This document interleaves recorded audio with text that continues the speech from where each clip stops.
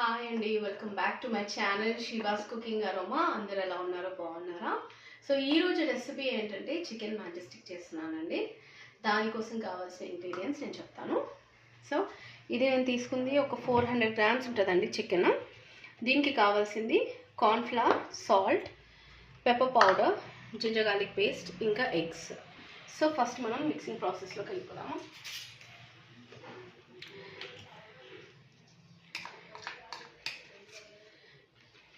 Ginger garlic paste వేస్తున్నాను, 1 spoon అంత ఉంటుందండి. తర్వాత పెప్పర్ పౌడర్,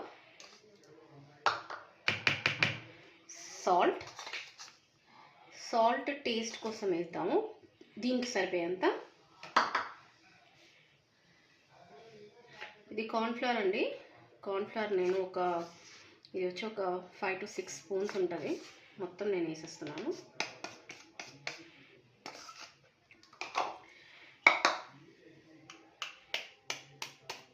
2 eggs.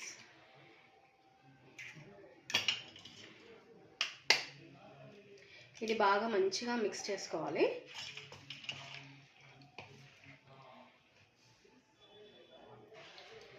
చేతితో మిక్స్ చేసుకున్నాము.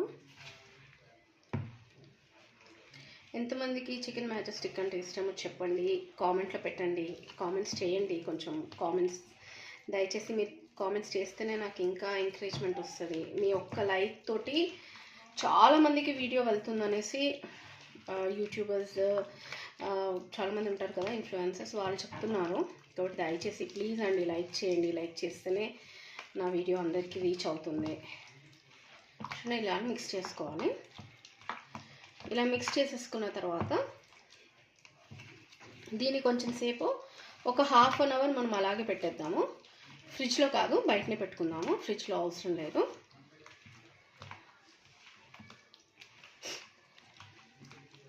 సో ప్లీజ్ అండి, కొత్త వాళ్ళైతే నా ఛానల్ని లైక్ చేయండి, షేర్ చేయండి, సబ్స్క్రైబ్ చేసుకోండి, మీ ఫ్రెండ్స్కి చెప్పండి. అది నోటిఫికేషన్ అయితే కంపల్సరీ నేను కొత్త వీడియో పెట్టగానే మీకు వస్తుంది. ఓకే అండి. సో ఇది నేను ఒక ½ an hour ఇలాగ వదిలేస్తాను. నేను చెప్పడం మర్చిపోయాను. యాక్చువల్లీ ఏంటంటే నాకు ఆల్రెడీ స్ట్రిప్స్ లాగా కట్ చేసి ఇచ్చారు కాబట్టి ఇలా సన్నగా స్ట్రిప్స్ లాగా కట్ చేయించుకొని రావాలి. అట్లయితేనే ఈ చికెన్ మ్యాజెస్టిక్ అనేది బాగుంటుంది.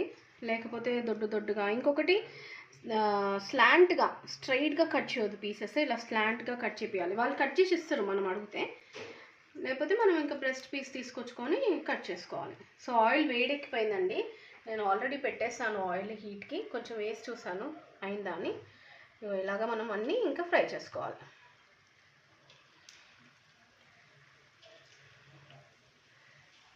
ఇది అయితే చాలామందికి ఫేవరెట్ స్నాక్. మా కజిన్ సిస్టర్ వాళ్ళ కొడుకు వాళ్ళకైతే ఇది చాలా ఇష్టం. ఎప్పుడు చూసినా బయటికి వెళ్ళి ఆర్డర్ పెట్టినాక అదైతేనే మంచిగా తింటారు అనేసి అంటది. సో ఇలాగన్నీ స్ట్రిప్ లాగా మొత్తం వేసుకొని మెల్లగా ఫ్రై కానివ్వాలి. త్వరగా కుక్ అయిపోతుంది, ఎందుకంటే ఆల్రెడీ చాలా సన్నగా ఉన్నాయి కదా. ఇలాగా సన్నగా ఉంది కాబట్టి కుక్ అయిపోతుంది.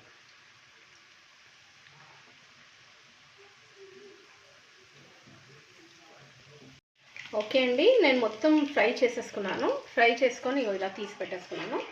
అయితే ఇప్పుడు నెక్స్ట్ ప్రాసెస్ మనం ఇంకా ఇవన్నీ కలిపి లాస్ట్ ప్రాసెస్ ఒకటి ఉంటుంది, అది మనం చేసుకుందాము. సో దానికోసం మనం వేరే గిన్నె తీసుకొని ప్రాసెస్లోకి వెళ్ళిపోతాం.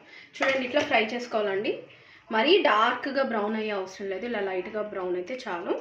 సో ఇలాగా సన్నగా ఉంటాయి. ఇప్పుడు నేను అన్నాను కదా స్లాంట్గా ఎందుకు కట్ చేయాలంటే పీసెస్ అనేవి బ్రేక్ కావు. లేదు స్ట్రైట్గా కట్ చేస్తే మనకి పీసెస్ బ్రేక్ అవుతాయి. ఓకే, అందుకే స్లాంట్గా కట్ చేసుకోవాలి. కడాయి పెట్టుకున్నాను, దాంట్లో నేను ఇప్పుడు ఫ్రై చేసింది కదా ఆ ఆయిల్ వేసేసాను. ఫస్ట్ మనము దీంట్లో వెల్లుల్లిపాయ గార్లిక్ వేద్దాము. ఇది ఎక్కువ కుక్ అవ్వాల్సినంత అవసరం లేదండి, నార్మల్ కుక్ అవుతే చాలు. సో దీనికి చాలా వెల్లుల్లిపాయ పడుతుందండి. ఇలా చిన్నగా చాప్ చేసుకోవాలి. తర్వాత ఎక్కువ కుక్ అవ్వాల్సినంత అవసరం లేదు. గ్రీన్ చిల్లీస్ ఇట్లా కొంచెం చిన్నగా కట్ చేసుకుంటే బాగుంటుంది.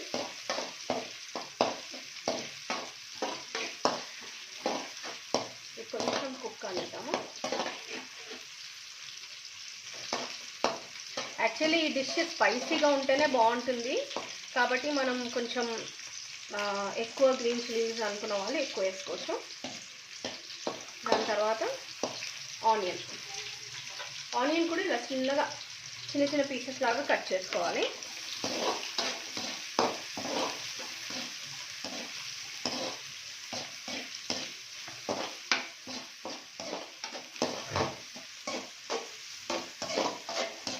చాలా తొందరగా అయిపోతుందండి ఉత్తి కుకింగ్. ఇది ఒక్క ప్రాసెస్, అంటే ఫ్రై మాత్రమే కొంచెం టైం పడుతుంది, మిగిలిందంతా త్వరగా అయిపోతుంది.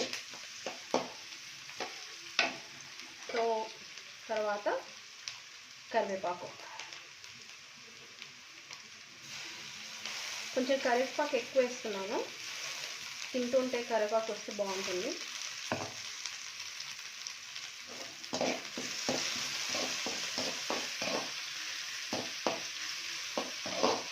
అన్నీ స్లైట్గా 1 minute అట్లా ఫ్రై అయిపోతే ఓవరాల్గా మొత్తం కుక్ అయిపోతుంది ఇలా ఫ్రై చేసుకున్న కొద్దీ.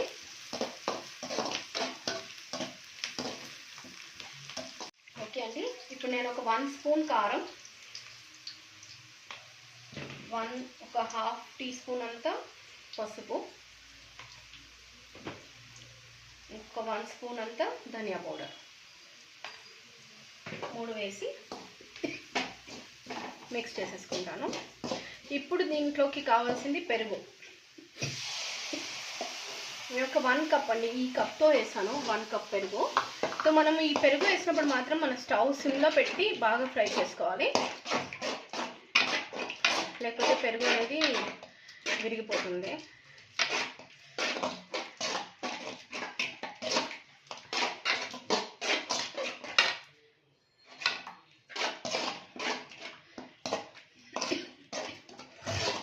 కొంచెం ఘాటు ఎక్కువ వస్తుంది, చూసారా? పెరుగు ఇట్లా మొత్తం ఇలా బాగా మిక్స్ చేసుకోవాలి. కొంచెం సాల్ట్ వేద్దామండి మనము, ఆ టేస్ట్ కోసము. ఈ మసాలాకు సరిపోయేంత సాల్ట్.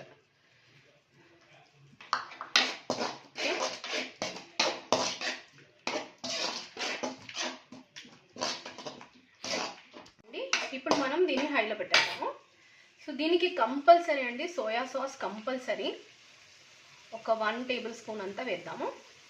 1 tablespoon, 1.5 tablespoon. ఇది 400 grams ఉంది కాబట్టి. ఓకే, సో ఇప్పుడు మనము మన ఈ చికెన్ అనేది వేసేద్దాం.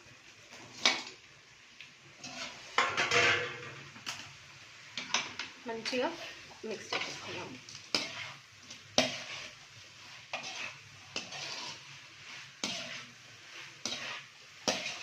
దీంట్లో కొంచెం మనం కాజు కూడా వేసుకోవచ్చు. రెస్టారెంట్ స్టైల్ అంటే మనం కాజు వేసుకుంటే చాలా బాగుంటుంది.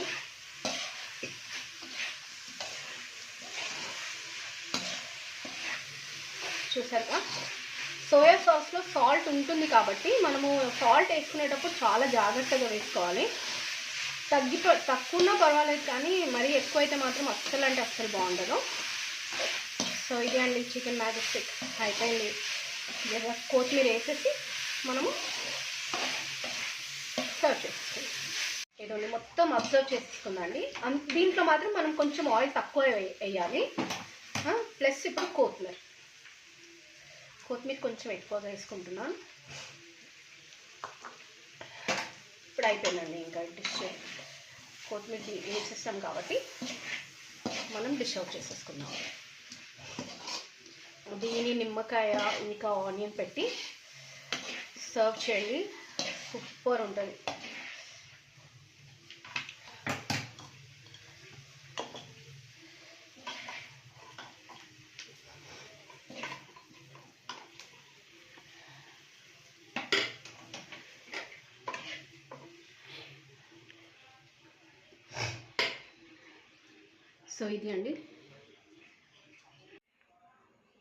సో ఇది అండి చికెన్ మ్యాజిస్టిక్.